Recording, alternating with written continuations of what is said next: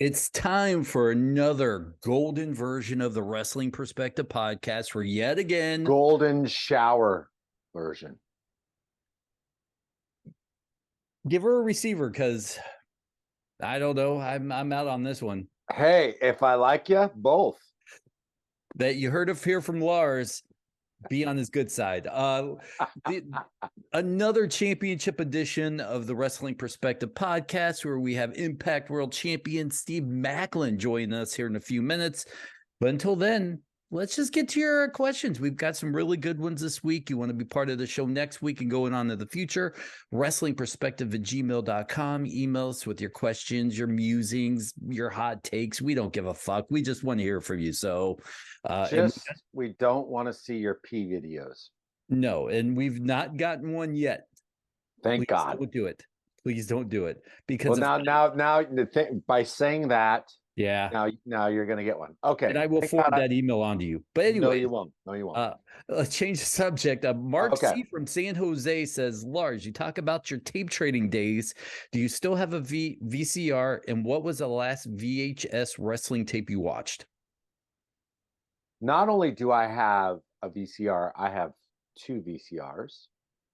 The last, you know what? I checked out. So when I used to record like TV shows, I used to get the 8-hour tape. I remember it was right around when they first, a 6-hour and 8-hour. And I got one tape that I just recently watched that had a mixture of AWA TV, World Championship Wrestling Saturday, obviously, Tony Schiavone, David Crockett, and some WWF stuff. But it wasn't that much. It was like the end of like of one of the WWF shows, but then it was mostly NWA and there's some commercials, and then there's some not. But and it was funny because I ran into a match, which was a match that was very early on in his career, but on AWA TV from a gentleman by the name of Leon Baby Bull White. And it's so funny that this question is here. What's up to San Jose, by the way? But yeah, so I just recently watched that. I would say three and a half weeks ago is the last time I went into my VCR, because I remember I cleaned the heads and then I checked it with the tape. That's what I did. Now, this is a serious question. Are VCRs still readily available? Can you still find them? Or are they harder and harder technology? Because I can't remember I think the last VCR owned was a VCR TV combo. Right. I had one of those as well. For me, it's these Sony ones that are the best. And I looked at them online. They're about $400 or $500 now. So they were like more of a high end thing. But they had I think was it a dual head kind of thing, because I guess I don't really remember how I used to know this stuff, but I don't remember anymore. But a lot of my VHS tapes are long gone. I put most of them down. I got a DVD burner and I put most of the tapes that I had onto DVD, basically. Okay. Well, this one's from Alex. I got to thinking over the years on how pay-per-views and premium live events are viewed. Back in the day, it seems like when you spent $60, $65 on a show, it made the show actually bigger than what it was, compared to now when you pay a monthly service fee. I don't know about you, but back in the day when you paid that kind of money, you had friends come over and you eat pizza. It just made the pay-per-views more special. Do you think they could go back to that kind of, a big deal when you spend $60 on a show? I can't tell you the last time I had a get-together watching a pay-per-view on a network or a streaming service. Do you want to go back to the old days? That's actually, go ahead. You should answer that first. I was going to say that makes a lot of sense, because I think the last time I had friends over for a wrestling pay-per-view was maybe 3 or 4 years ago. It might have been kind of in that break in the middle of the pandemic where you could hang out for a short time. But after He makes sense because when my parents got pay-per-views, when it was back to that, I had all my neighborhood friends come over, and for that night, it was great. We had soda and pizza, and it made and back then I didn't know what shitty wrestling was. I say it all the time. I just loved wrestling back in the day, Right. so it was all special for me. What was your experiences? I loved that element of it, because you could get together with a bunch of homies or whatever, throw in $5, you know what I mean? And then or you pitch, everybody pitched in 15 that covered your drinks, your food, and the pay-per-view. And I mean, it was something special about that, because it was a gathering. I think that's important. I just think the way that we've evolved as you know, how we've evolved as viewers on certain products, maybe that is sort of long gone. I don't think we're ever going to go back to that. I think AEW, obviously they go through Bleacher Report and you can buy the pay-per-view, but if the pay-per-views were um um a little bit, I feel like the 50-60 dollar range, it's kind of too much for me. Like I'm not gonna pay for that, especially for an AEW pay-per-view, because you're not really getting anything different. It's, you're probably, if Moxley's on it, he's probably gonna bleed, and you've seen that every week on TV. Or that there's no incentive for me. You have to really, really, really, really, get me to buy a pay-per-view anymore. Um, I'll normally, I like, the only thing that I don't like about the Peacock WWE thing is the fucking commercials. Mm-hmm. Other than that, I'm happy. I love Fight TV. It's great. I You kind of know, want to go and do one of those movie theater pay-per-view experiences. Every once in a while, one of the movie theaters over here will have, one of the AEW pay-per-views. And I always like, I'll just sit at home or watch it later after the fact. But, after reading this question, that might be something I may go do just to see the crowd and fellowship with other wrestling fans. see, that's what something that sounds more akin to what I would want to do. Like Mhm. I would pay $20 to go sit in a theater with a bunch of other wrestling fans just to because you want to experience that energy. I don't know if they do those in San Francisco or not. I should kind of look into that though. Because that would be kind of fun. And that's a good It, question, because it it's a is a great lost question. art. It Um, really is. It's very and it's very it's nostalgic in that sense, because you put yourself back into those places, you know, uh it's just it was a very endearing time. I don't know if it was special just because we were younger and we didn't have that value of money because, now it's like $60. Oh, you feel it in your gut. Well, I think I was long sort of, out of the house by the time that, a birthday party could have been, a Mm. WWE, or excuse me, WWF at the time, or NWA pay-per-view. So it was always over at my friend Andy Finney's house, and he was older than us and grew up in Detroit, and, watched the Sheik and shit. And that's how I got my love for professional wrestling, was from Andy. So All right, let's try to squeeze in one or two more questions. This comes sure. from Paul. The WWE's draft is the dumbest executed thing I've ever seen. A- AEW is talking about doing a roster split. If you could give them advice on how to do a wrestling draft, how would it be? Uh, Very simple. If you're gonna do something like that, put somebody else in charge, because at that, because if I have to see, I honestly, I don't think that's a bad idea for AEW to do. I think they should do it, because I think, and they should make a very, because they have an opportunity to do a very storyline driven show. If you like the fucking, you know, the Olympics and the fucking the indie, stuff, keep that on Dynamite, right? So you got a certain section audience, I'm sure people would watch both, but then do like a more serious one, because the fucking reality show is fucking stupid. It's fucking stupid. And I'm actually hating people more watching that. I can't even watch it anymore. Like, there's people there that I'm just like, I don't even want to say hi to them. I just don't like them as human beings anymore. And I never even met them or whatever, you know what I mean? Right. For me, it's simple, and maybe you'll agree with me, but as a sports fan, rip off the NFL draft, have a podium with pundits, have whoever the first pick, have it a separate show. I don't want it to be mixed in with wrestling.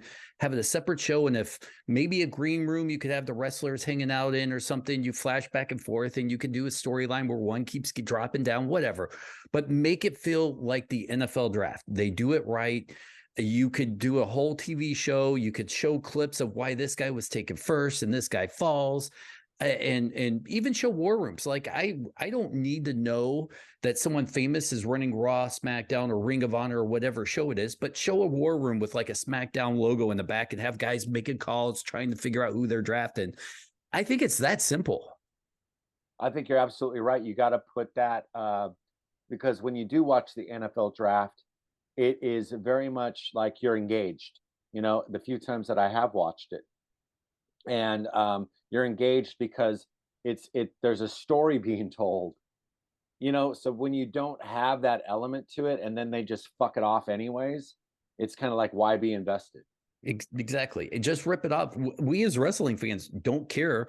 Like, I was actually talking to Pete the other day about this. He's like, well, wrestling fans will know you're ripping off the draft. So what? We rip everything else off. Who cares? Who freaking cares? Just make it entertaining, because honestly, the draft is like literally the worst thing about wrestling. Yes, I totally agree. And please, if AEW is anybody, decision makers from AEW watching this right now, rip off the NFL draft. It will be a novel idea. You will hit a home run. Trust me on this one. It just three pundits. You go back and forth. Why is this guy dropping in the draft? Why is this guy getting drafted? It would be a million. And don't mix it in with your wrestling show. Make it a YouTube show. We'll still watch it. I just don't need it mixed in with my wrestling show. Mm. All right. Listen, that's it for this week. WrestlingPerspective@gmail.com. Email us. We can't wait to hear from you. In 2 seconds, Steve Maclin will join us. We're about to get golden, boys. All right. We promised you a world champion. We brought you one from Impact Wrestling. Steve Maclin is joining us. And listen, Steve, thank you so much. I got to meet you a few times. Bumming around with PD Williams, and I believe it was Nashville was when I first met you, and you couldn't have been a nicer guy to me, so thank you very much. No, I appreciate it. Anybody in the back. That was like one of the first rules, well, just in general in life, being a nice person, but that was one of the first rules in the business. You never know who you're going to meet behind the scenes. You never know who it is, so always say hello and be respectful, and that's kind of just it. So all right. Well, listen, I'm jumping in with questioning right off the bat. This is going to feel like some sort of a congressional hearing on your part. So sit back, relax, and enjoy this. But as a fan of Impact Wrestling and following the storyline with you and Josh Alexander, he gets hurt and then they have to make a U-turn. You still end up winning the world championship. Is there a part of you as a performer that feels like maybe this run isn't going to be as great as it is because you didn't win it from a Josh Alexander? No, circumstances, obviously, with Josh being injured, it sucks. That's the business. Things happen and you just keep moving on and you find a different way to get to where we're going.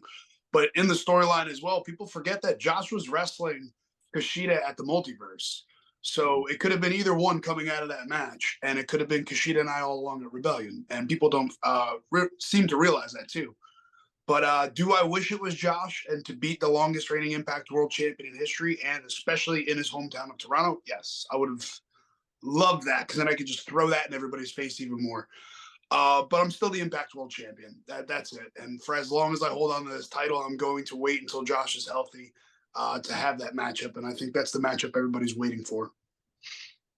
Well, in today's current climate where, we're having longer lasting champions, it seems like. I feel like a lot, when you think about the Attitude Era, I mean, that belt was switching like every 5 minutes, right? And now especially with Impact, because the storylines are long and they're drawn out, and if you look hard enough, you can see how everything plays into what's currently happened.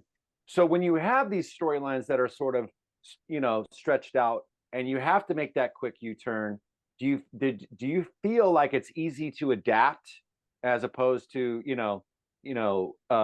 just waiting for those things to play out, if that makes sense? No, it does. It's like from looking on the outside and then looking to in, it's as a fan, you're just like, oh, this is probably how they're going. And then sometimes a curveball's thrown there and it actually helps the story in the long run, I feel. And especially with the injury and everything happening, I thought the relinquishment of the title ceremony came off perfect for that segment, especially with Scott there, having Jet and Jen in the ring. Just all the emotions were put into one, and it made for a better segment to then eventually go down the road and tell that story. So now that's a different layer we can go to, which is always the best part about wrestling. The more layers you have to something, whether it's a character or a storyline, the better. I would say if people look at your career right now and they go, okay, Impact champ, but they don't really know where you came from. And being a fan of yours, I went back and had to do a little bit more studying to figure out, and maybe I'm wrong, but it seemed like you had a short run on the indies before going to WWE, and then whatever happened there, you moved on. At the end of that tenure, going into this new chapter, was there a little bit of being intimidated because you didn't run the roads like the average indie guy did? You were brought up, and I know everybody knows nothing lasts forever, but you go into this whole new world from the WWE system to indie wrestling and appearances and bookers. Was there anybody you leaned on for advice on how to navigate those waters? My wife, hands down, has been the best because she made a name for herself on the independents before she was even signed, with her time with WWE and then being let go and then getting to Impact. But she has been my backbone through all of this. And I know they have the old cliche segment behind every great man is a great woman. She's standing right there next to me. So she's carried me along in that process and got me adapted to it pretty quickly. And I enjoy it too, because even when we're on the road together, she can tell I enjoy the independence because it's just fun. I love live crowds. I've TV wrestled for so long. That's what WWE is. Just it's TV wrestling. You learn how to be an entertainment company.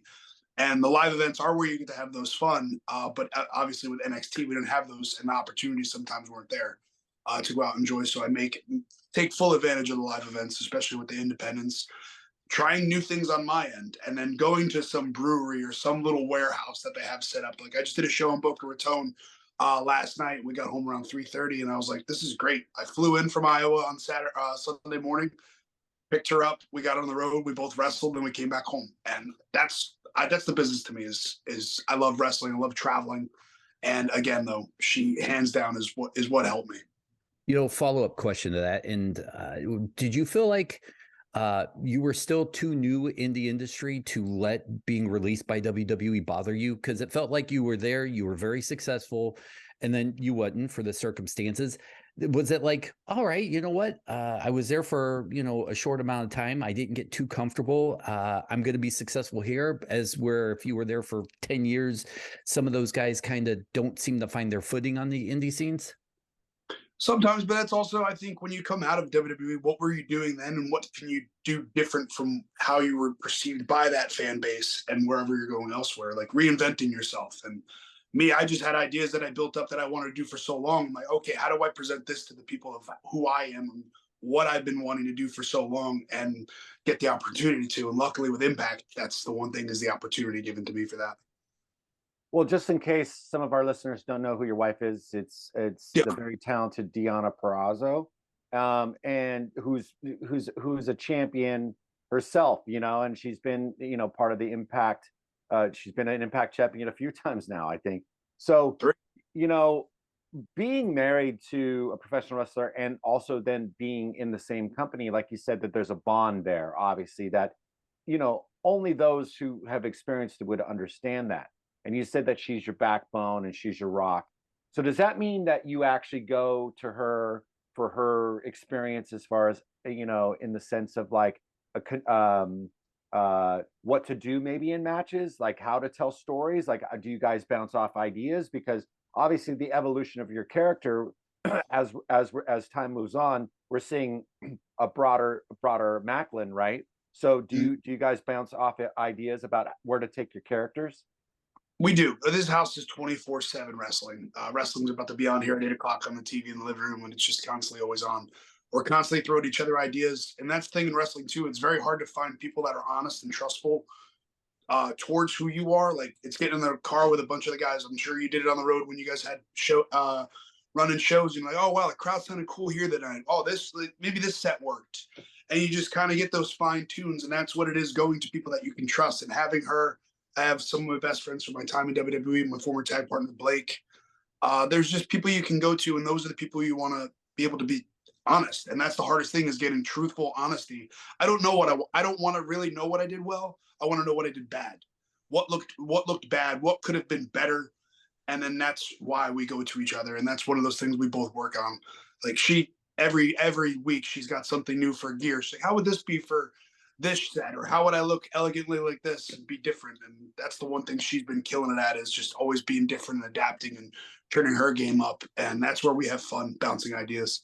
Well, we really want to get her on this show. So if you can do us a favor and say, hey, do the show, that would be sick. I could have her poke her head in here right now. Well, that's the only reason why we had you on. Yeah, exactly. Oh, you're just trying to get. Yeah. No, but thanks. No, but in all honesty, like, you know, we've asked for her. I know that there was a scheduling thing at one point, but my point is I guess that, you know, to have that is such a beautiful thing. You know what I mean? And I digress. You're a proud military man. And in the background, if you're not watching the video, you have a Captain America comic book hanging up behind you. Now, is there a version of you out there somewhere that really wants to, at some point, wear the red, white, and blue, be a face, be pro? Or are you like so in love with being a heel that maybe that's not even something you want to do? The greatest baby faces are once great heels. That's my take on it. I put that in work ethic and what you do. Do I want to do the red, white, and blue flag waving? If it fits at the moment. But do I want to? No. The way I kind of perceive my character and what I always try to stay away from, even with my time in NXT and pitching ideas of being a Marine, is like, that's just not like who is me other than just being a Marine. That's just a part of me. So how can I tweak that and give a vision of it that's not Hulk Hogan or Sergeant Slaughter or Hacksaw Jim Duggan, that hasn't been seen on TV, that's more realistic? How can I appeal to a veteran crowd that, or like people that could actually tune into it? Holy shit, that's me. Like, I can get with that. And that's where I kind of take from Captain America a little bit, especially his Nomad in the comics when he goes rogue. And then a lot of Punisher stuff, especially with John Brenthal in this last Punisher. That's where I'm like, holy shit, like, this is me on television. Please, I want to steal from this and like make it my own. Well, I see you more as a Bucky, just more of a little bit more of an asshole. You know what I mean? So I thank the Lord all day that you're not a Captain America gimmick, because I think that would ruin everything. So for me anyways, because one of the things I wanted to ask you is, there was a time here, and it's before you got the belt, and I felt like there was like this minute where you just kind of came into your own. And I don't know if it was like something that the company felt at the same time, but as the viewer, and I think, you know, a lot of people felt this way, you kind of, you know, all of a sudden it felt like you had arrived. And then, you know, a month later or so, 2 months later, you had the belt. Now, were you feeling something like, was there a point for you where you're like, I'm kind of long overdue for this shot? Or, you know, does it feel like the right time? Felt like the right time. I love that I didn't just come in and win the title. I don't like that creatively. I was allowed to, and it was good with Robert Evans and Jimmy in the background, who are two head writers, and then even Scott, like just bouncing ideas off of them, playing the long game and get people invested in who I am, instead of just, here you go, here's a title. Right. Like me and Trey for the X Division title at Hard to Kill 2 years ago, like the build up into that was like one of those first stories I can sink my teeth into and kind of let people into who I was with promos and the backstage segments. And then just keep building it for a full year of just beating former Impact World Champions. And then here, granted, I am the bad guy, but I'm also being honest of what I'm doing. I'm beating every former world champion. I'm not getting a shot. Why? I'm asking the questions of why, and people took it as whining. It's like, no, I'm just being honest in my own right. You may not agree with what I'm doing, but that's just me. And that's where I'm trying to stick to, is who I am, and never let anything change who I am, and just still play to the storyline that we can. Yeah, well, so I just wanted to reiterate something and see if you also agree on something, because that timing I'm talking about is like, I could now visualize you in this World Heavyweight Championship picture, right? So and you, like you said, you've been, when you and Trey were going at it, whatever, you did this whole thing. Was this the logical next step, or was it like, sometimes guys have to win tag belts or whatever it is? Did you was it something for you that was always like, I need to be in this arena and be mentioned with these names? You set out to be a world champion in this business. If you're not in it to win world titles or just any title in general, that's our job. You should be wanting to be the champion, and that's what I was striving for when I stepped into Impact Wrestling. Right after Trey and I, with the whole X Division run that I got to show people that I can adapt to everyone and work with any style, and that's the best part about the X Division is it allows people to see, okay, this guy can do this guy can do this. So he maybe can't do this, but he can adapt to it a little bit.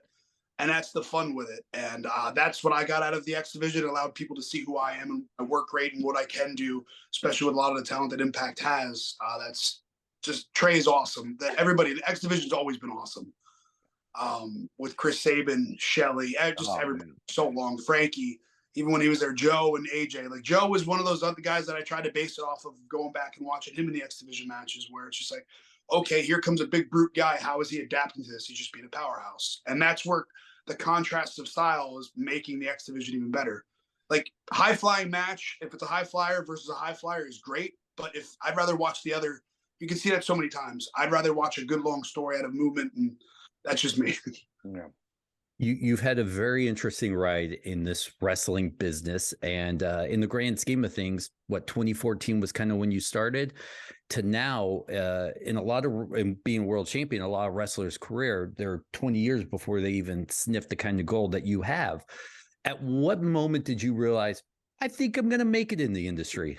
I think after a few years of not getting fired in NXT, my time there, I was like, okay, I'm on to something, I'm doing right, but I got put into that hold of like, I can make people look good, but we need to see something out of you that we haven't seen yet. And waiting for my time in the movie, which never really came. We got called up and everything, but things happened during COVID and you can't do anything about it. But when I knew I just put everything on my shoulders the day I was let go. And I said, all right, here, I'm getting my vignettes done. I'm getting my character. I want to show everybody who I am. And then when I did step foot to Impact, I looked around and a few weeks went by and it was, okay, cool. I think I can be a guy here just by looking at the locker room. And a lot of guys I work with beforehand that are even at Impact was great too. And then it was actually me and Josh backstage talking, Alexander, and we just both kind of looked at each other like, oh, we need to meet one day in the ring.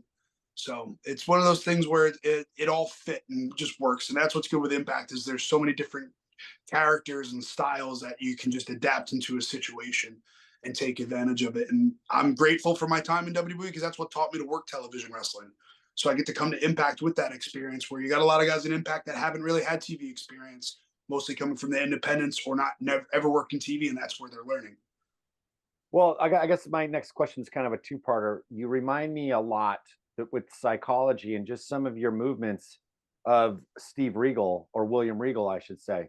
And I'm assuming that like there was some connection there, obviously with the NXT.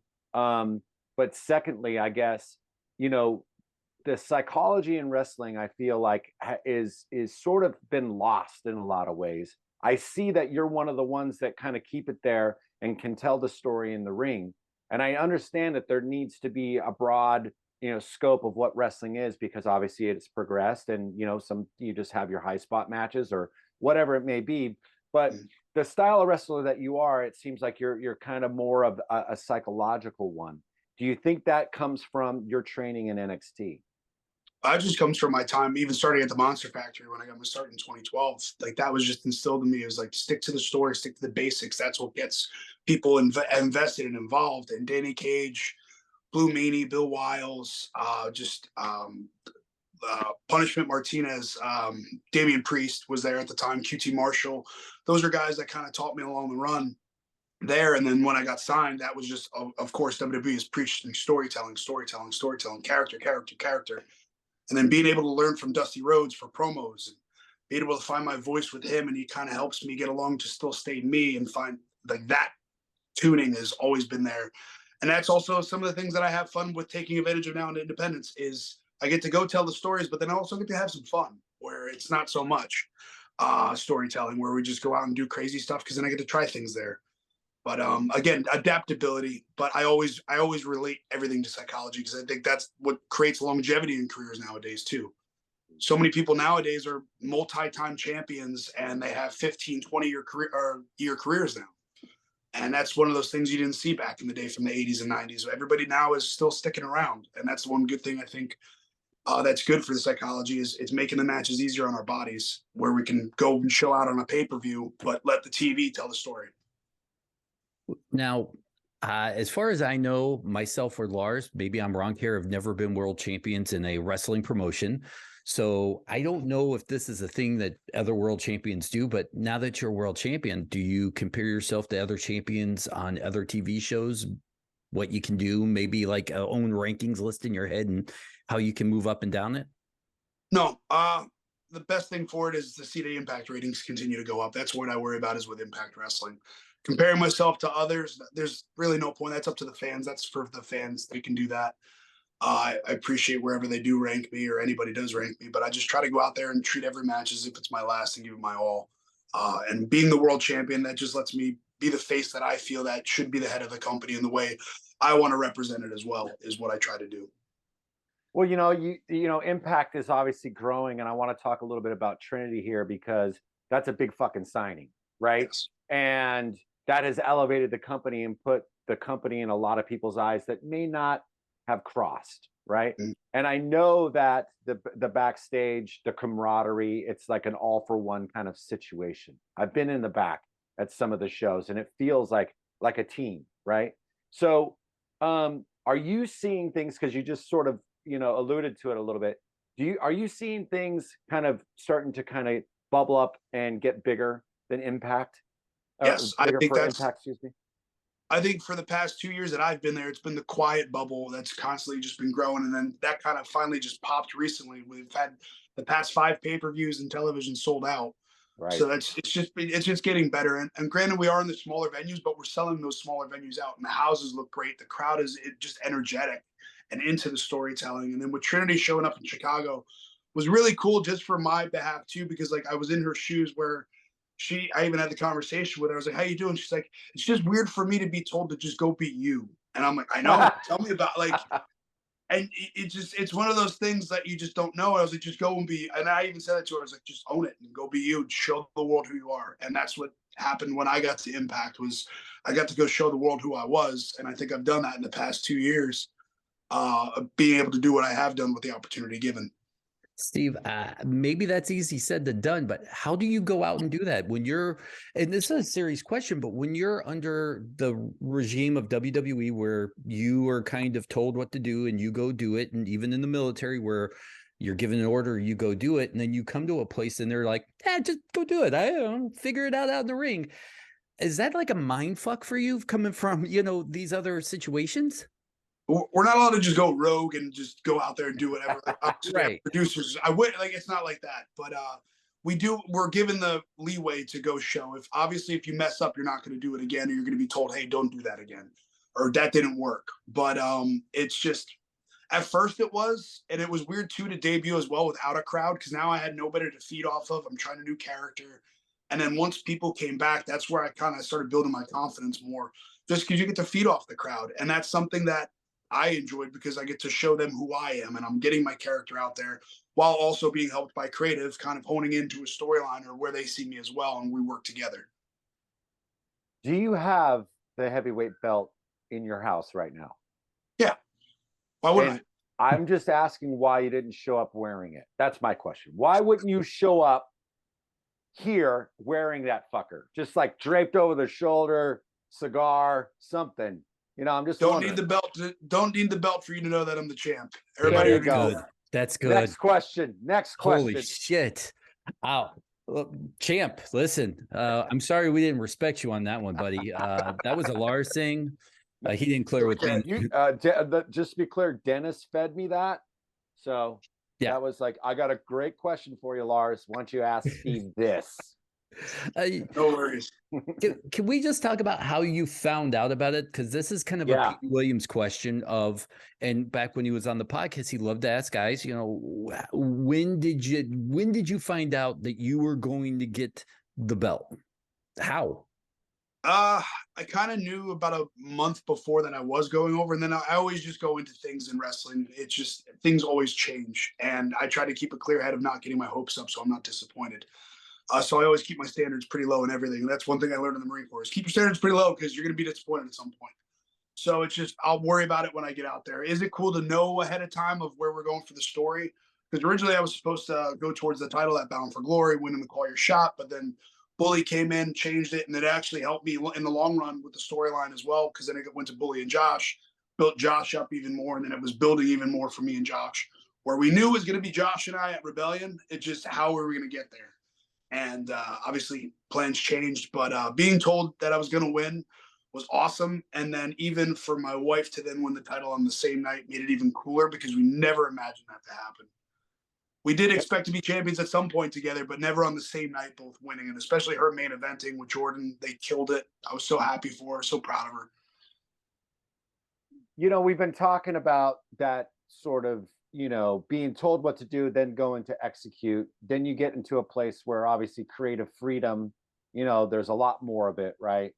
And now your experience, since you've experienced both, you know, sort of like clocking in, clocking out in a way.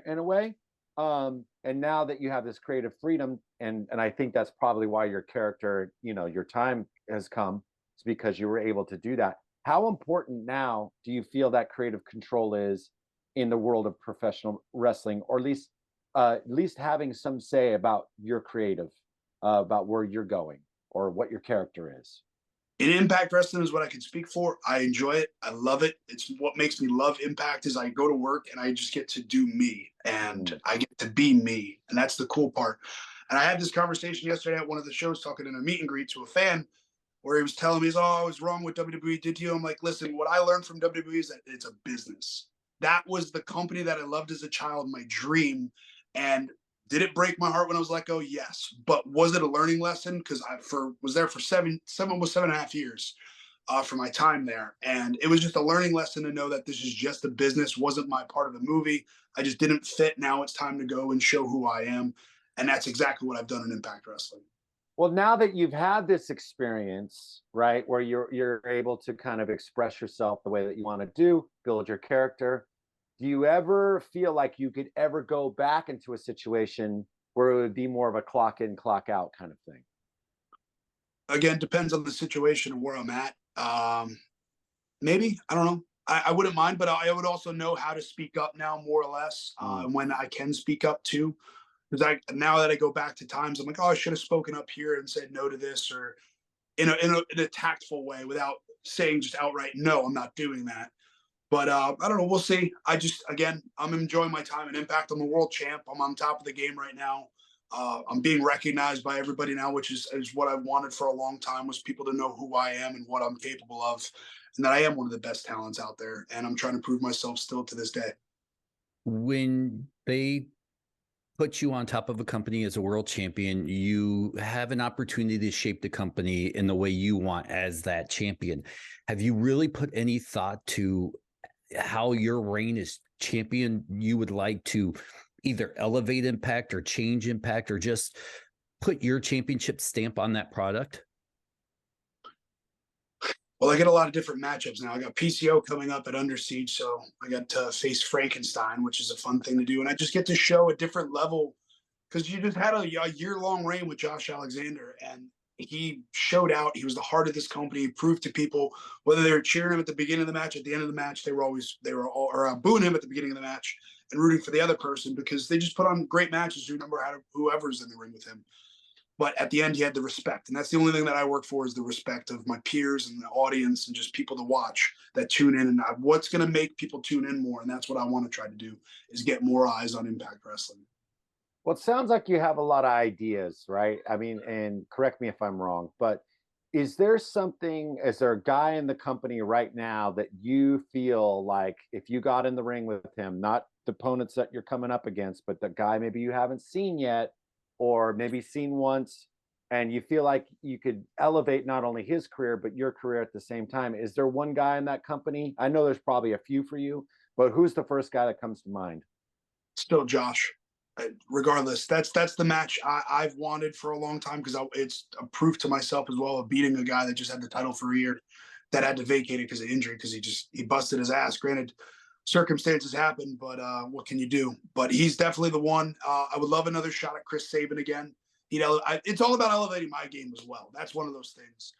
I still want to prove myself as well, because Chris Sabin's another one where we went 1-1. We didn't get to find out who was the better out of those two. Right.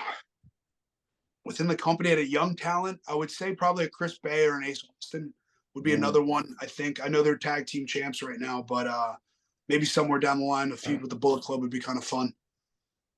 We're in this new age of you could pop up anywhere at any moment. I think us as wrestling fans, as much as we geek out about it, it's still a new concept to all of us, that even though we're a couple years into it, we're still wrapping our minds around it. You representing Impact all around the world, is there any opportunities that have been presented to you to pop up someplace as an Impact champion that we may not expect you to? As of right now, no, but we got Multiverse coming up. Multiverse 2, For Whom the Bell Tolls, up in Philly in August, which I'm looking forward to. And I've been calling out Kenta. That's the man I want from Japan. Would love to go to Japan myself. Would love to go to the UK, but again, like you said, it's a different age of wrestling where anybody can pop up anywhere, and that's the fun part towards fans is keeps you on the edge of your seat. It also keeps us on the edge of our seat as talent too, because things can just happen organically from one company to another. So I could get a phone call tomorrow and say I could show up at AEW, or hey, well, we got this idea in Mexico with AAA, and it's crazy times. But right now, nothing, and nothing that I would actually give you any information on anyway if I was to. So Worth a try. Secret squirrel stuff. Okay, so this is something that I've been asking recently, because I'm not too sure how you feel about it. Every wrestler's been a little bit different, but when you're in a company, maybe you were watching another wrestling program, do you feel like it's weird to be tweeting or be doing social media and praising another person in another company for doing a good job, maybe that you've enjoyed? Is it weird for you, the thought of that, or doing that? The thought of it, people can do whatever they want. That's up to them how they want to be perceived on Twitter. I try to stick to my brand and who I am, promote myself on Twitter. But I usually send a text if it's a good match of somebody that I watched, and that's usually, or I'll shoot a DM. Not one to skylight it so it's out there and it's like, oh, this person's saying, like, I'm not into it. If everybody else does that, that's fine. That's just not my cup of tea on that. But in the age of Twitter, that's the only way to promote right now. So we get our names out there. That's how you and I linked up as well. I think he's talking to you because he has me blocked on Twitter. No. Do I? No, you don't. No. Well, you got to stop sending him unsolicited P videos. We've already talked about this. I'm sorry. I mix him up with the other Maclin that does the P videos. Same spelling. I'm sorry. He's got 2 C's in his name, and when I get drunk, I leave out the C. So I totally apologize. Anyways, let's talk about how you got started in the wrestling, because I love the journey. Were you a wrestling fan? I mean, you're a very athletic guy, of course. Is it just something you're like, I got muscles, I'm big, let's see how this works out? Diehard fan growing up. Grew up, my mom and dad both worked different day shift and night shift. So we both lived in a 3-family house with my grandparents, and that's who introduced me to wrestling, of old wrestling tapes, because they would get the VHSs of the pay-per-views from WCW and WWF at the time, where they get them, and that's where we just sat and watched. And then every Saturday night we're watching WWE. My grandmother was a Piper and Andre fan. I loved Piper growing up, and it was just one of those things where I'm like, what is this? And then Bret Hart came into my life, and then Stone Cold came into my life, Shawn Michaels, and then it's just awesome as a fan growing up, and I loved it. And I never grew up from it too, and I was always considered a nerd for it, even for my friends and playing football and amateur wrestling. I always tried to do pro wrestling. Just at some point, I'm jumping off of some garage or the basketball hoops onto the track meets, big blue padding, just being McFoley, and it's just stupidity of being a fan. But yeah, to answer that, that's me being a fanboy growing up. But I got into it when I got out of the Marine Corps. I found the Monster Factory in Paulsboro, New Jersey, and I got into the ring and I fell in love. And that was in May of 2012. And then I had my first match that November, which was a battle royal. And then I was signed. I had my tryout with WWE NXT at the new Performance Center when it was built. That July of 2013, was signed in October as I was an extra on a loop. And then I showed up at the Performance Center in January of 2014 and was there until my tenure was up at 2020. Okay, paint a little bit of a picture here. You're in the Marine Corps, you get out. What are the prospects? Was there any other aspirations that you had that, like, if this wrestling thing wasn't going to work out, or was this something that, like, no, this is always what I'm going to do? So I took the state police test in New Jersey as I was going to college at Rowan University as well, taking advantage of the GI Bill while training. And then I took the police test statewide, went and took the state police test as well. The physical, did all that. And then I was told no. So I was like, okay, cool. All my eggs are in the basket right now for pro wrestling. This is where we're going. I was all in. I told Danny that. I'm like, what do I need to do to get to WWE or get to Japan? What do I need to do? And luckily enough, he brought in Gerald Briscoe for a tryout and a seminar at the factory. And that was my opening of the door to WWE, was Gerald Briscoe. And he got me. He said, just stay here. I was just starting to branch out on the independents as well, and getting out there a little bit outside the Monster Factory. And once Briscoe said, don't go anywhere else, stay here, stick to the basics, I will get you a tryout. I said, yes, sir. Why would I listen to that too? Because it's Gerald Briscoe. So I was like, all right, cool. This is simple. I come here, I just train and work on matches. And that's what I did. And then luckily enough, had my tryout, and I was a year and a half on the independents when I started. Very lucky, very blessed for that too, to have that experience. But then also when I got to NXT, that was when they weren't hiring any indie talent. And then it built into eventually what it became of that NXT bubble when Sammy, Kevin, Finn, Kenta came in, and everybody, Bobby Roode, Adam Cole, just all the names started influxing. And that's what burst that bubble. And then it was funny because you're working your way to get on TV, and then this new guy comes in, so you come back down. And that's just the name of the game too. And you learn that, and that's the experiences there. So from 2014 to 2020, Being 2021. Being former military, did you ever get the opportunity to go do one of the Tribute for the Troop shows, or go on a base, do a signing like that? And can you talk a little bit about that? Because I see the look in your face. Yeah, I pitched so many ideas for Tribute every year. I just was sending it to creatives, but sometimes it didn't go through. And even for Blake and I to get back on TV at one point, I was pitching, have us re-debut at Tribute to the Troops would be awesome. No. Just one of those ideas you throw out. It's not for you at the time. But I did have the privilege of going for 3 years straight. I went to San Diego, the one here in Jacksonville when Mania was here in Florida, and then out in Arizona. I forgot where the other one was. There was one at Camp Lejeune as well. We got to actually go back to my old base, which is kind of cool to do. Oh. So that was really cool. We went to where School of Infantry was at Camp Geiger. And then we went to the Pogue side of it, which is opposite of infantry. I was infantry. We went to the Pogue side, personnel other than grunts. I don't for the lingo on that one. But got to go that. Everybody's like, oh, was this how the Chow Hall was for you? I was like, no, I never got to go to Chow Hall. I was out in the field training. So, yeah, that was one of those things. But it was awesome to have those moments and be able to – I got a bunch of challenge coins as well. If you can see, that's what this is up here. I got one from an EOD here. In San Diego, they gave it out to me for explosive ordnance disposal. We got to hang out with the bomb squads and play with all their gadgets and stuff. But yeah, overall, it was cool experiences. Do I wish I got to wrestle in front of a crowd like that? Yes, but whatever. Maybe one day. Well, okay, so I do know a little bit about the Marine Corps because the man who pretty much raised me was a Marine drill sergeant. Okay, so I definitely was afraid of him, like deathly afraid, but also loved him with all my heart.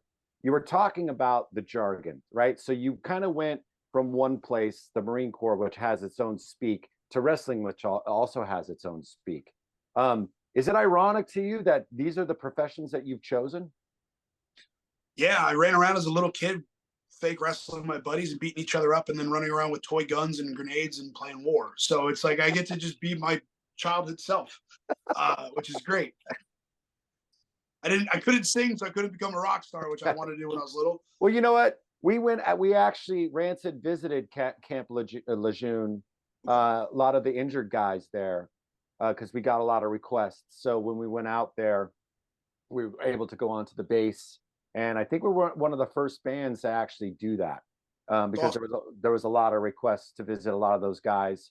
Mostly they were injured, but really good people, you know what I mean? So, and thank you for your service. With that, I'm out. Thank you.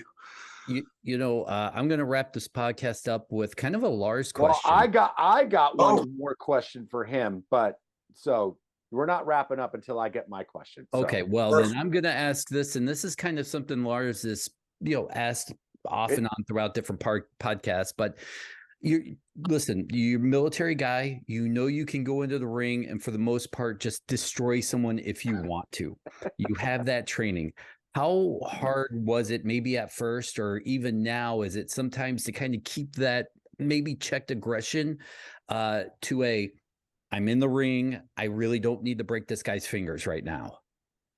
You learn how to work, and that's the one thing I learned at the beginning was learn how to work. If you make somebody look good, you're gonna have a job for life. If you can bump and feed and make everybody look good, you're gonna have a job for life, is what I was told. That was my first goal, learning how to, like, okay, cool. How do I learn the basics, sell right, and look good for people? And then eventually it'll pay it back to myself, and that's how you learn. You get to work with more people that are experienced than you. And then learning how to work light is when I got to the PC. Like when I first started, I was probably, I shouldn't say probably, I was pretty stiff. Just because you don't know, you're learning how to work, and you're trying to control yourself. And that's where the Performance Center came in, and working with Nick Dinsmore and working around with Terry Taylor. Like those are the experiences I got to, like, oh, okay, this is how it is moving around. And this is a lot easier, learning how to hone in that aggression. But then that's also one of those things to my advantage too, is where I try to tell people is like, don't forget what I did for a living before this. Technically, I shouldn't say for a living, but like, don't forget what I was capable of doing then, and now I have to dial that back as I get into it. And I think that's also one of those fun things too for me, is where I get to actually have my own outer body experience when I do wrestle, where I get to let out that aggression, but have to hold it back and put on the theatrics to make everything that I do mean something, look as real as possible, and suspend that disbelief. Okay, now for my final question, the first part of it is Deanna in earshot? I can get her. You Dave. No. Oh. Well, here she comes now. Okay. Come here real quick. She's doing homework. Oh, she's doing homework? Yeah, she's doing her final. This is her final paper. She graduates this July. Gotcha. That's another question. You ruined it. They want to do an earshot. Well, she can get it. You know what, Deanna? Would you please come into frame, please? Because I have a question. Why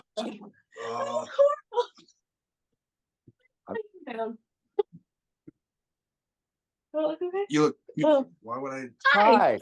How's it going? Sorry to interrupt your homework. That's okay. My final question, because we've obviously interviewed a lot of professional wrestlers who have been married to each other. So my question for you, Maclin, is this: you and Deanna, you got to wrestle. First of all, what's the stipulation? What kind of match is it? Who's going over? And what's the finish? My wife's going over with her pile driver, or Fujiwara, but I probably won't tap, so I'll probably pass out for that. Oh, okay. Way not to put her over, Maclin. Yeah, way to go, Maclin. I'll take the pin. I won't submit. That's fair. Are you crying? No, it's the ring light. Oh. He's just glowing for us. Well, I would say a straight up. I would love to do, if anything, a submission match, something technical, because you're a lot better at technical wrestling. Okay. So probably a submission match would be the stipulation, but I'm not tapping. I'm passing out.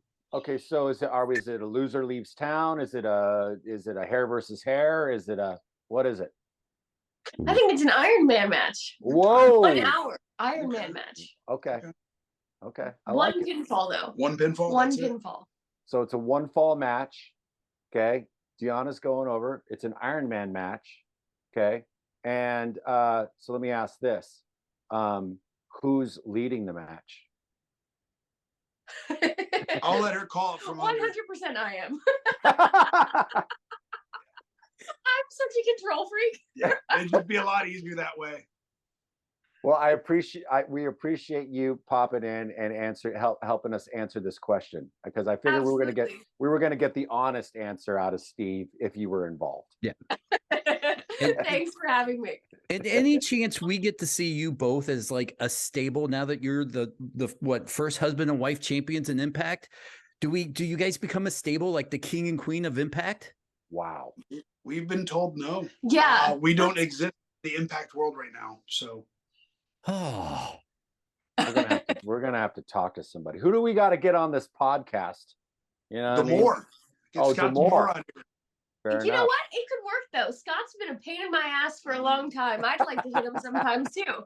Talk about the best feeling in the world of winning the world title. We both won the world title at the same time, and I got to hit the boss. And I got no repercussions for it. It's the best thing in the world. I mean, it's a win-win-win. Yeah. If you ask me. wow. This podcast just got better when you came on. So thank you. And Maclin. Oh wow. Yeah. Well, we said it right off the bat. We're only using Maclin to get to you. That's it. Yes, that's what they Yeah. said. That's usually how it happens. So. Yeah. Well, listen, we need to get you on, Deanna, just, while we have you here, because the women's division in Impact is the best in the world. We need to talk about that. It needs to be talked about. So that's all I have to say. Absolutely. You let me know when, and I will be here. Awesome. You'll hear from Lou soon enough. Okay, awesome. I put you Okay. on enough.